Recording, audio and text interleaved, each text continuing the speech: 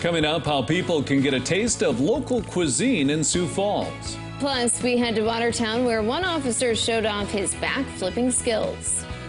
Good morning, this is KELOLAND on the go with all you need to know in news and weather as you start your day. A 24-year-old Mitchell man faces several charges following a home invasion and shooting.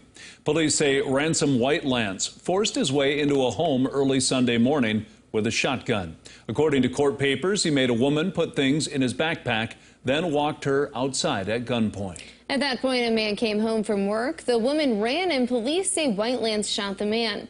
Police later arrested Whitelance at his home. Charges include aggravated assault, burglary, and robbery. Police say the suspect and victims knew each other. South Dakota's Highway Patrol is investigating after a deadly crash east of Olin. Shortly after 7 Sunday night, an SUV was heading east on Bluff Road when it went into the ditch and rolled. The 61-year-old driver was thrown from the vehicle. He was pronounced dead at the scene. We are getting a look at some of the rain that fell in KELOLAND. This picture comes to us from Troski, Minnesota. The viewer that sent it to us says it is a welcome rain. And this is a look at the rain that fell in Rockham, South Dakota. In the video, you can see the rain coming down rather heavy. If you have any video or pictures of the weather in your area, we'd love to see them. You can send them to youshare@keloland.com. Now, is there any more rain on the way, Scott? Unfortunately, the answer is no. We are looking at dry conditions as temperatures will continue to warm. Numbers do return to the 90s and even a chance to hit 100 degrees for some of us for the second half of the weekend. So we'll go with mostly dry skies over the next several days. We'll just go with a hot July 4th. 90s and lower 100s will be possible and remaining hot as we go through next week. Temperatures should stay in the 90s for afternoon highs. More details on your forecast with Brian coming up. Thanks, Scott. Local businesses are being highlighted courtesy of the Sioux Falls Food Tour. Every weekend, year-round, a downtown business is the beginning location for the food tour. This weekend, it's at Severance Brewing Company. Taproom manager Ross Penning says this helps with foot traffic in the bar and exposes new faces to what the Severance has to offer.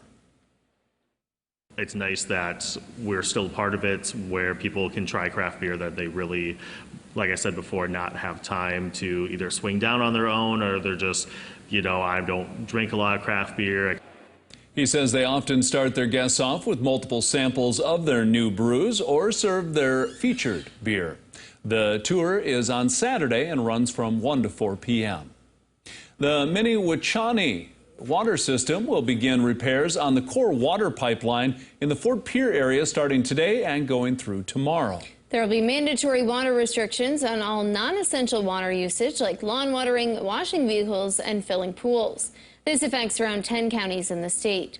To see the rural water service providers and the counties affected, you can find this story right here on KELOLAND.com.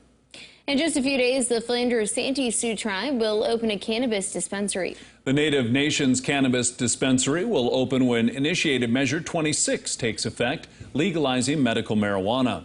Today, the tribe will allow the media to tour the facilities. KELOLAND News will be there. You can follow along online during the tour.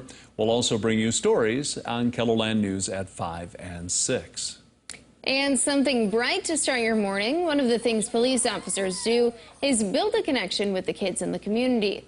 One officer in Watertown did that by performing a backflip on a trampoline. Officer Brighton Black performed the flip while in full uniform. He even stuck the landing, which prompted some in the crowd to cheer. And yeah, fun story. He's got a lot of talent. And let's look at some of our top stories. Now let's get one last look at your weather with meteorologist Brian Karstens. Brian? All right, as we look at our rain here and the tallies, that not many spots with heavy rain yesterday, but a couple of examples. Sioux Falls Airport, not one of them, though. Only 600ths of rain yesterday. Watertown, nothing on the 24-hour total, although just outside of Watertown. It rained yesterday morning, so we have some areas of moisture we've had. Now we've got to say goodbye to a lot of it. The main frontal boundary is slipping a little farther south today. High pressure builds in, so the chance of rain just doesn't reach that 20% level. Not to say we couldn't see an isolated hit of rain here and there, but it just doesn't look like much. And that's kind of our pattern to finish up the week. We've kind of yanked out any organized chance of rain, heating things up, the heat ridge building into, and you're really going to start to feel that by the the holiday weekend.